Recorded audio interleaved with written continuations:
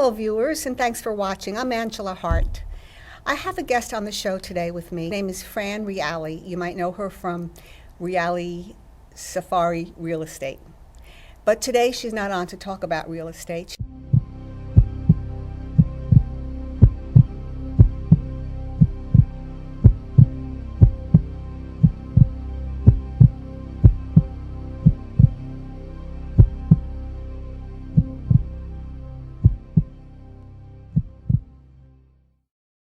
We are only a heartbeat away from unmasking the causes of sudden cardiac death.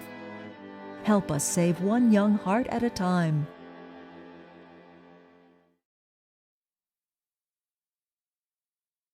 She's going to speak about a more important topic, and that has to do with early childhood heart disease. And she's an expert on the topic because she lost a child to young adult heart disease, and also because now she's an advocate, and she's going to tell you all about it. So welcome on to the show. I'm so glad you're here. Angela, thank you so much. First of all, I want to thank you for the opportunity to present this information to the public, either as a reminder or maybe a first-time opportunity that people are hearing about this. But I also want to thank everybody from CTV for their good works and their ability to get this information out to the community. So thank you again. Welcome. You're the guest, and you have a lot to inform the public about. And I want you to have free reign to just speak about, first of all, how you got started, and what the whole root of the organization is, what your goals are presently, and what they are going forward. Absolutely. Well, first of all, you never say that to me, because my grandfather, I'm Italian too, so my grandfather always called me a cacchiarone. A cacchiarone, that means a nonstop talker. I never shut up. So you gave me free reign, so here we go. Well, unfortunately for Frank and myself, we lost our oldest son, Frank III, to what's called sudden cardiac death. Now, we didn't know what happened to him. He passed away at our Forest Avenue real estate office, and we didn't know what happened. So it took several months for autopsy to come back to let us know that he had a thickening of the lining of the wall of the heart, which is known as hypertrophic cardiomyopathy. And that really doesn't have any symptoms. So when the only symptom really is death, and that's what happened to him. Yeah. If I say it fast enough sometimes, I don't cry. But it's a hole in a mom and dad's heart when you lose a child that nothing can fill. So unfortunately, again, for us, from the shock of him dying, my immune system shut down. And I wound up at the wake with a large lump in my neck, which turned out to be non-Hodgkin's malt lymphoma. And while I was recovering from the surgery and the radiation... Is that a form of cancer? Yes, it's cancer. And while I was recovering from that, I was doing research once we found out what happened to Frankie. And he was a dad of 5 children. He was a tremendous icon on Staten Island in sports, just like his 3 other brothers, captains of their Susan Wagner football team, and so forth and so on. When this all happened, I didn't know where to turn. About a month before, a friend of ours lost their daughter, who was a track runner, to what was considered, quote unquote, an overdose of wintergreen, which is, the wintergreen is something that's in an analgesic that gets rubbed into your joints. And this poor young lady, apparently, it soaked into her blood, and her mom and dad lost her overnight. Hold on a minute. But who's ever heard of such a thing happening even from that? Yeah, exactly. It's just, life is extremely interesting.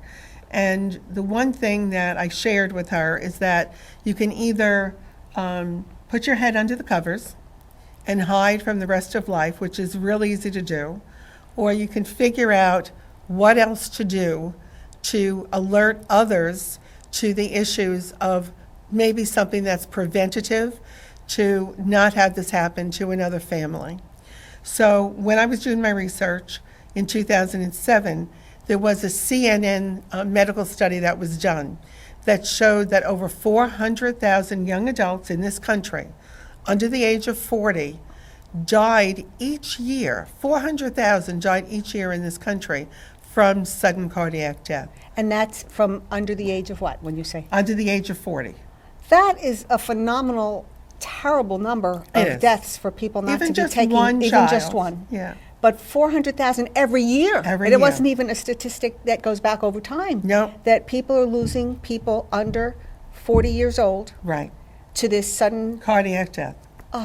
So at that point, I didn't know where to turn. And so I started with pediatricians, and I interviewed them, and I spoke to them about this sudden cardiac death. And what they shared with me off the record was that because of the insurance companies, they're not allowed to request, unless there is a strong familial history where a parent died young from sudden cardiac death, or it was a history throughout the family, to order an echocardiogram and an EKG. So as I spoke to about 14 different pediatricians, they said, Fran, when we sign off on a child going to camp or to go play sports, we go home every night and pray that nothing happens. This is terrible. I This agree. is terrible. I What can agree. be done about this? Well, what I did was I asked them what could be something that would either detect or prevent this monster of a problem that we have, that at least we could maybe do something about it. So with that, what they shared is that at a certain age, when you have a physiological and sometimes metabolical changes that are happening in the body, like puberty, that might be the right time to do an echocardiogram and an EKG at the same visit, because each test does not pull up the same information. Individually, but done Correct. together, they can. Together, they'd be able to see any anomaly that they might find. And it's not a be-all or an end-all, but it is something that could at least give you a little bit of peace of mind if there was a physiological change in the heart, that it would be picked up, and then the pediatrician could follow up and then maybe do additional EKGs and echocardiograms throughout the child's young life to correct any issues that would happen. Now, are you advocating, based on that conversation, for just one of these two series, these two tests to be done, and then maybe every 5 years? Or are you saying that it should be done, according to the doctors, yearly? I'm going to say that it's up to the doctor, because I am not a medical person. But if nothing shows up, I'm saying, Right. because you said to use it as a baseline. Yes, I said to use it as a baseline, but again, I'm not the doctor, so there are other issues in people's family history, Sure, medical sure. history, that would suggest more often Right, than... but assuming a child, what the doctors have told you, based on a child being in good health and no family history, if nothing shows up negative in those two tests, They then basically indicated it should be every year. So they did? Well, this is freshman pretty year, serious. freshman, sophomore, junior, and senior year. I see. And that's what we're trying to do now by going to the schools that will allow us in. And we have partnered with Staten Island University Hospital. We have partnered with Richmond University Medical Wonderful, Center. wonderful. And we have partnered with a wonderful group of people called the Kiwanis, and of which I am a member. And the Kiwanis group has pushed this throughout the district. And now we are testing upstate New York. We're testing throughout the area through different segments of the program. And we're helping. Our goal when this happened was to save parents from the grief of a loss of a child due to sudden cardiac death. That was our mission. God, That was yes. our goal. And I will tell you, thank you, God, so far we have done that. We have had people come up to us and say, Fran, you don't know us, but because of the information that you've shared, we have had our daughter tested, we've had our son tested. I never thought. There was a family from Westchester who called when a story was done in the Daily News and in the Post. And they said, I never thought of it. Our son died on the station, at the station for the train, and they didn't know what happened, and it turned out to be sudden cardiac death. And so they never thought to test the daughter. And so when they saw our article, they went immediately and had the daughter tested, and she had the beginnings of hypertrophic cardiomyopathy. Oh, thank God. So they couldn't thank us enough. And I said, no, I always say it has nothing to do with us. Our son Frankie was brave enough to die and alert me to this issue, and then to take the steps. And what, by the way, medically, what are the steps if this is determined that somebody has this condition? Everything is different But on each child. generally, does it require surgery? What In does some it require? cases, it requires surgery. Mm-hmm. I'll give you a little bit of an example. We had a group of girls that were on a softball team, Mm-hmm. and there were about 112 of them. And we sent out the invitation with the medical release form, and we did it over a 2-night span at Staten Island University Hospital, because they did not have like a special house or room where their team was housed. Okay. So they came, but only 26 girls out of the 112 girls came. Took advantage of it. Took And it was advantage. free. And it's always free. And out of the 26 girls that came, 6 of them had a heart problem that had been undetected, not all severe.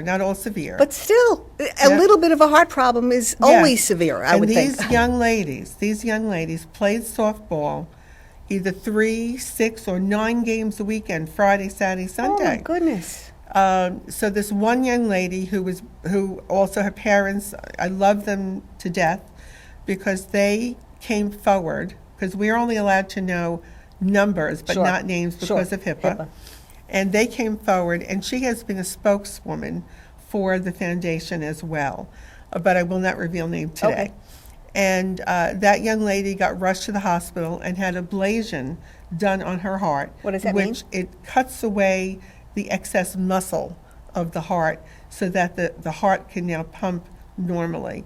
And what the doctor had shared with the mom and dad was that had she not had this test done, that at the next weekend or the weekend after that, she would have been a statistic on the field. Okay, hold on a minute. So every single viewer who is watching this has a sister, a cousin, a friend, a brother. Yes. Everyone has somebody with a relative under 40, and especially even in high school, that's playing sports, and even if they're not Even playing not sports, correct. that might have a heart Issue Issue. that has gone undetected.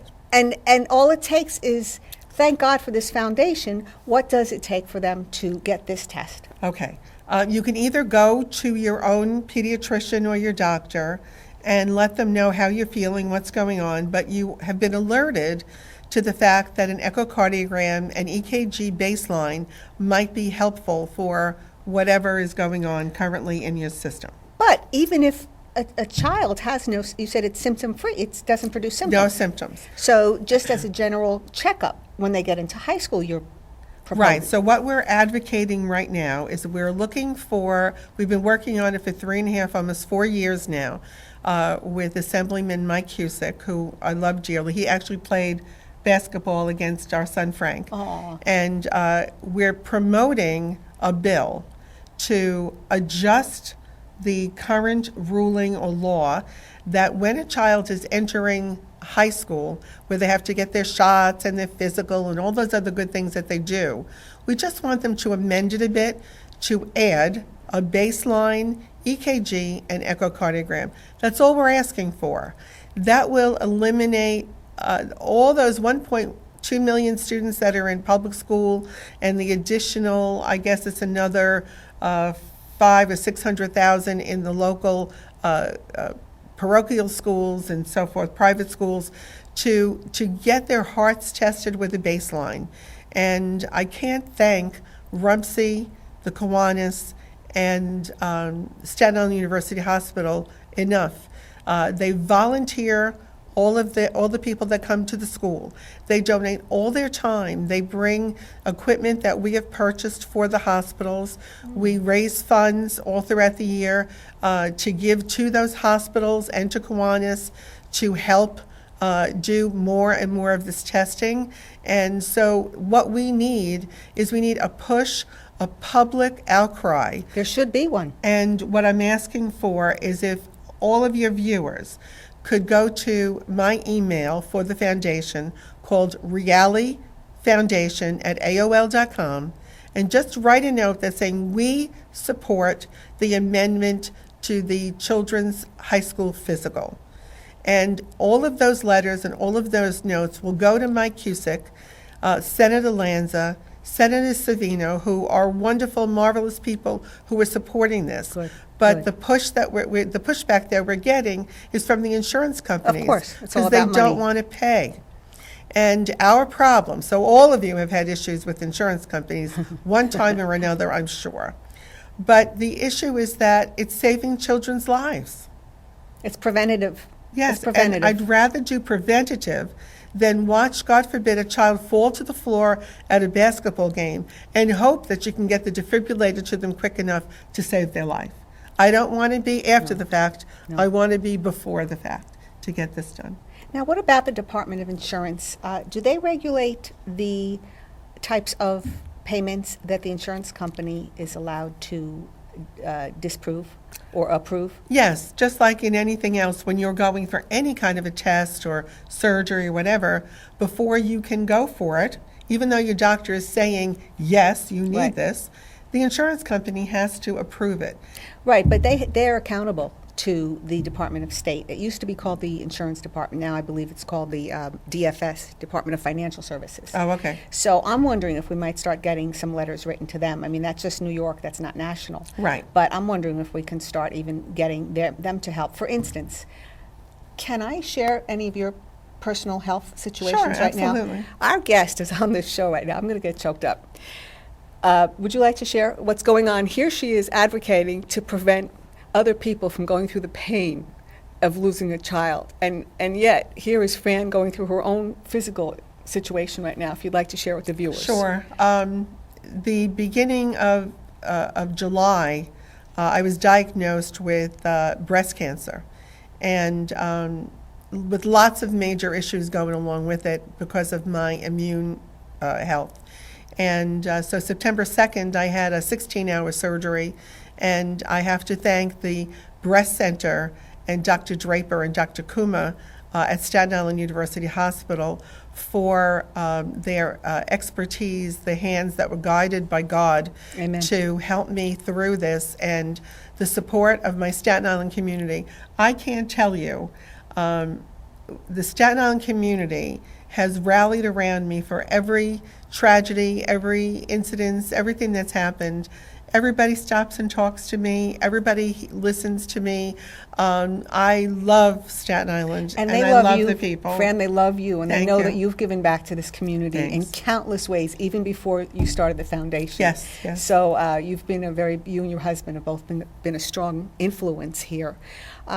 Getting back to the hospitals and the insurance regulators, what do you think would be the next step once the gentleman that you're speaking to and the other politicians do what they can do? What are the next steps?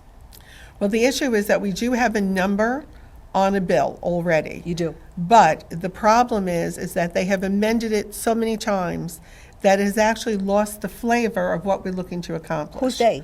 Who's amending it? When it goes to the insurance board Ah. and to the Department of Health, and it goes to like 3 or 4 different departments, to the there's another section for the Hart. I can't think of Whatever it is. Yeah, Cardio. So whatever. right. The group of cardiologists and things. The unfortunate thing is that what they're sharing is that there aren't enough children dying from this. And my thing has always been, if it, God forbid, were your child, would that be enough? Yeah, exactly. And so they don't answer that when I say that. So I'm asking if everyone could send me that email, and I will compile them and send them to DFS. I will send them to Michael Cusick. I will send it to Diane Savino. I will send it to Lanza. I will send it to the governor. I have also asked about having an audience with the governor. I want to do this because I feel it is so important to save our children. They are our future. That's what the politicians keep saying. The children are our future. So if we don't save our children, there is no future. Yeah, but some of these politicians would rather abort a child before Well, that's who has another- this kind yeah, of that's condition. another So I don't know story. how much support you're going to get from our governor, but that's a separate But that's issue. okay. As long as It's long not as okay, my but voice is heard. If your voice is heard, okay, on this issue, yeah. Yes, on this issue. Yeah, yes. I feel pretty strongly about Oh, that. that's okay. I understand. Absolutely.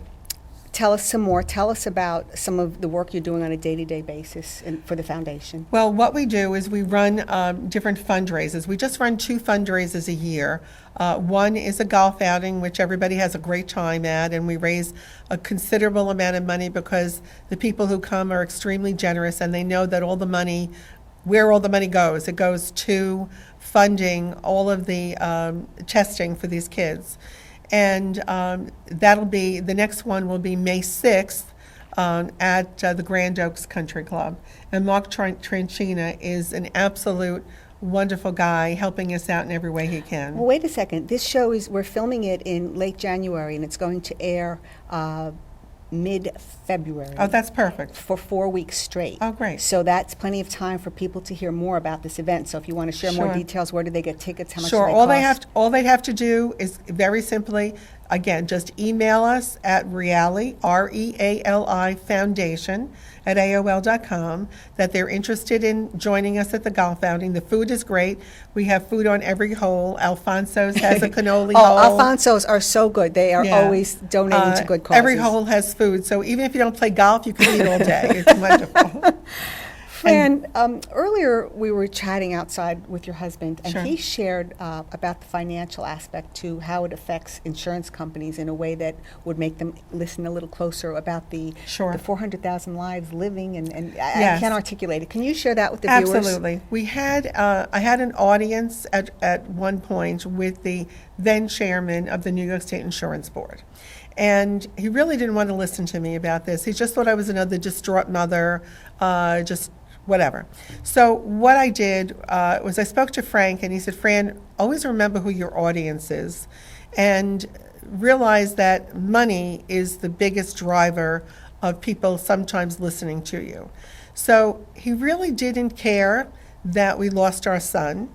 It didn't faze him too much that I said, what if it was your child? When I shared with him 400,000 young adults, so forth, die each year, he said, well, that's not really a lot out of the entire population. So I then remembered what Frank said, and I said, well, how about this? How about if the testing that we did saved 50% of those 400,000, and you had 200,000 young adults grow into old age, and they paid premiums for insurance for another 40 or 50 years? How does that make you feel? He said, well, now that's a different story. And how I didn't go over the table and choke him, I don't know. I want to choke him sitting here. I can't even. But it impacted him, but enough to take another step, another No. look at it? Not yet. No. Not yet. No, not yet, not yet. I think our only true way is to build up enough momentum within the local community, a grassroots effort, which is what we're working on now, to develop a program of emails, letters, and just bombard our elected officials to say, we want this for our children. No ifs, ands, or buts. What about, are there any professional athletic leagues that would be interested in partnering with you? Have you We talked went to them? we went to the You NFL, did. and they have their own program that they do through the NFL. So there are a lot of people that have their own foundations. Okay. So we're trying to partner.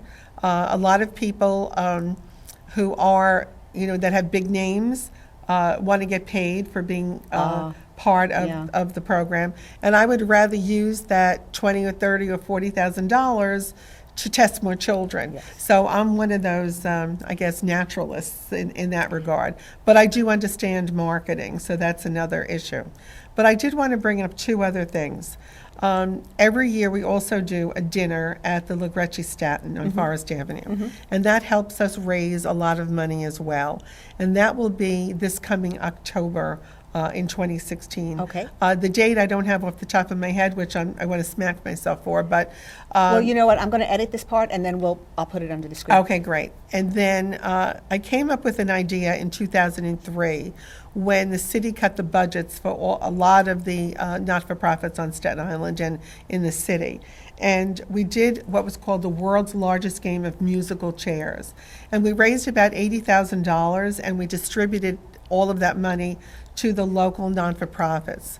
So in late April, early May, rather, of 2017, on the boardwalk from the Dolphins up past the Vanderbilt, Yes. we've already gotten the okay from the Parks Department to run the world's largest game of musical chairs. And at $25. How fun is this? Yes, at $25 a head for the registration, and then we'll be looking for sponsors and so forth. And that money will then go to lobby the PACs to do all the things that needs to good, be done good. to say, hey, we're here, we're not going away. Good. You're not going to bamboozle us. We want these children's hearts tested before they enter high school. I want to ask you a question. Sure. How old are your son's children now? From when to what? Okay, well, the oldest is Daniela, she's 26. Joseph is 25. His twin boys, Frank and Nick, who play basketball at Susan Wagner, will be turning 17. They were 8 when he passed. And Nina is 12.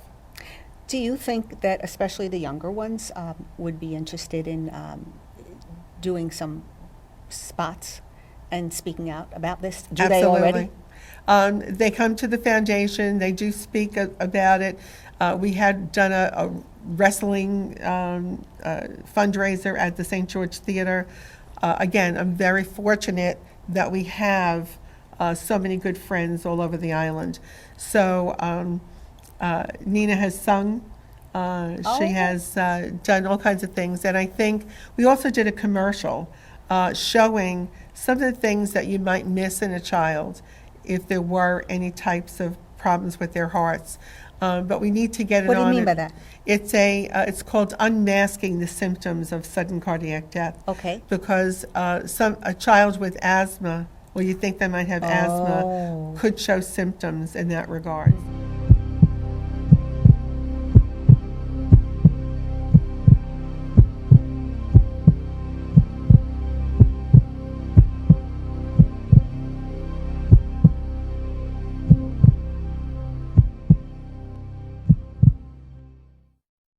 We are only a heartbeat away from unmasking the causes of sudden cardiac death. Help us save one young heart at a time.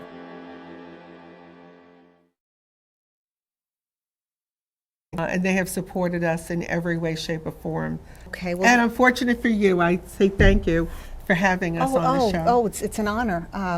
Thank you so much. We're about to close. Was there Okay. anything important that you needed to share? Just remember, realityfoundation@aol.com. Start sending the letters, start sending your support, and by all means, even if the insurance isn't paying for it, get your kid tested.